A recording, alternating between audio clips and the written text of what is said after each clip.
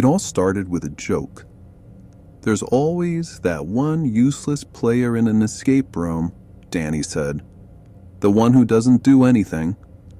Yeah, I laughed. That'll be me. We checked in, got locked in, and started searching for clues.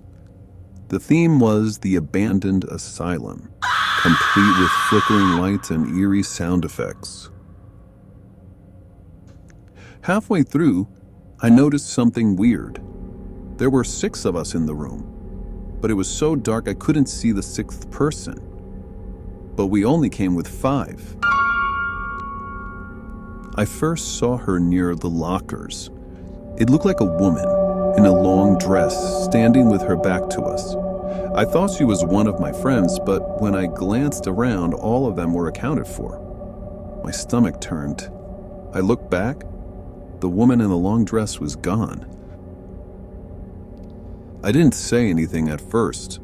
Maybe it was a prop, an illusion. But as we kept playing, I saw her again.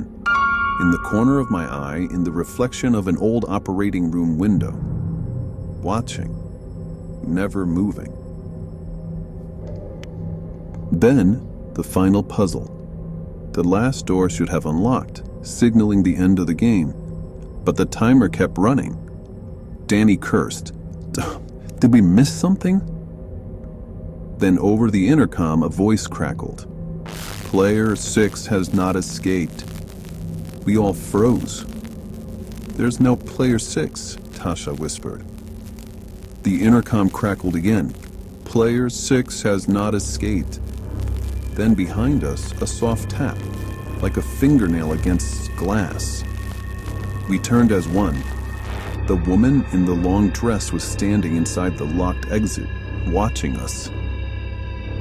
The lights flickered, then went out. The door unlocked. We ran. When we reached the lobby, I turned back. The door was still open, swinging slightly, but the woman in the long dress was gone. The game master looked confused. You guys okay? I tried to ask him if the room had actors. He just frowned. There were only 5 of you in there.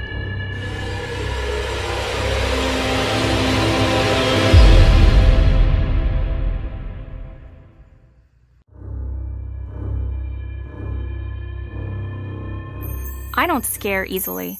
Horror movies, haunted houses, ghost tours, I eat that stuff up. So when my friend suggested an escape room for Mark's birthday, I was all in. The place had different themes, and we went with a horror one called The Collector's Lair. The website promised an immersive and heart-pounding experience. Sounded like fun. We checked in at the front desk, signed our waivers, and were led through a dimly lit hallway. The walls were lined with old, rotting bookshelves, and the air smelled stale, like a basement that had been locked up for decades. The game master, a thin man with slicked back hair and dark circles under his eyes, gave us the rundown. 60 minutes. Solve the puzzles, find the key, and escape before the collector comes for you. He locked the door behind us, and the timer started. The room looked like an old study, dusty bookshelves, flickering candlelight, and a wooden desk covered in strange artifacts. There were no obvious clues, so we split up to search. 15 minutes in, Rachel found a trapdoor under the rug. It wasn't mentioned in the room description, but we figured it was part of the game. Excited, we pulled it open, revealing a steep set of stairs leading down into darkness. Damn, they really went all out, Ian muttered, shining his phone light down. One by one, we climbed down. The air got colder, and the walls narrowed, making me feel claustrophobic. When we reached the bottom, I realized something was off. The floor was dirt, not the smooth, fake stone of the upstairs. There were no hidden cameras, no speakers, just a single hanging light bulb that flickered weakly. A metallic smell sealed my nose. Then I saw it. In the corner, half buried under the dirt, was a human jawbone. Rachel gagged. Mark reached out to touch it, but Danny slapped his hand away. "This isn't part of the game," he whispered. A noise came from the darkness, a slow, deliberate shuffle. I turned and my stomach dropped. There was someone standing in the far corner. Not an actor, not part of the game. A tall, thin figure, barely visible in the dim light. Their skin looked pale, stretched too tight over their bones. Their mouth hung open, but no sound came out. Rachel whimpered. Ian grabbed my arm, his nails digging into my skin. Then, the figure moved. It didn't move like a person should move. It twitched forward in jagged, unnatural jerks, as if it was learning how to walk. We ran. I scrambled up the ladder, shoving Rachel ahead of me. Behind us, I heard something scrape against the dirt, like nails clawing at the ground. We burst into the original room, gasping for breath.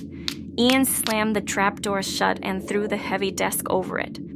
The timer still had 20 minutes. We pounded on the door, screaming for the game master. When he finally unlocked it, we stumbled into the hallway desperately to escape. But when we turned to tell him what had happened, he just frowned. "What trapdoor?" he asked. We spun around. The room was empty. No rug, no secret hatch. Just 4 walls, a desk, and a timer that had already hit 0. We left without saying another word. I haven't done another escape room since.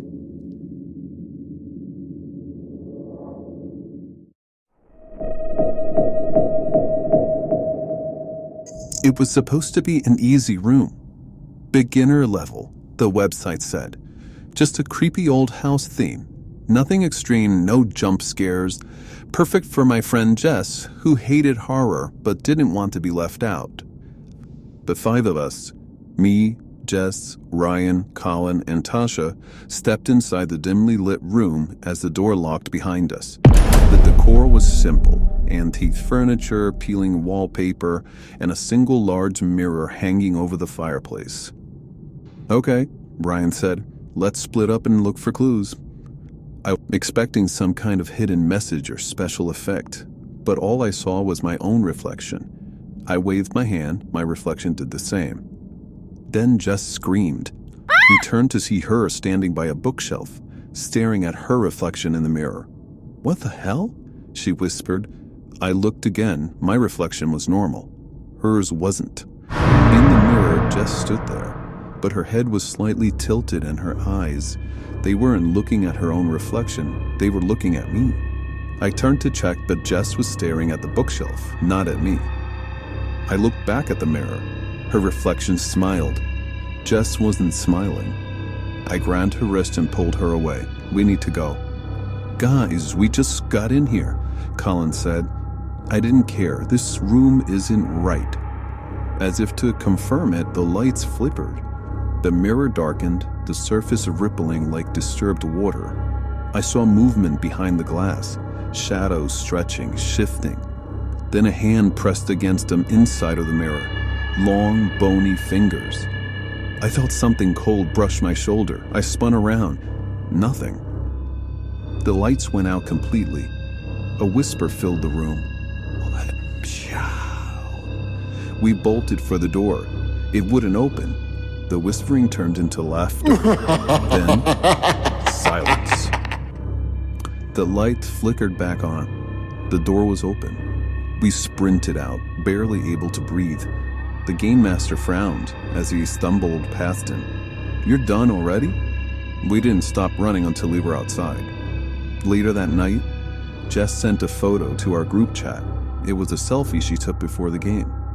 In the background was the mirror, and in the reflection behind her was a tall man with black eyes.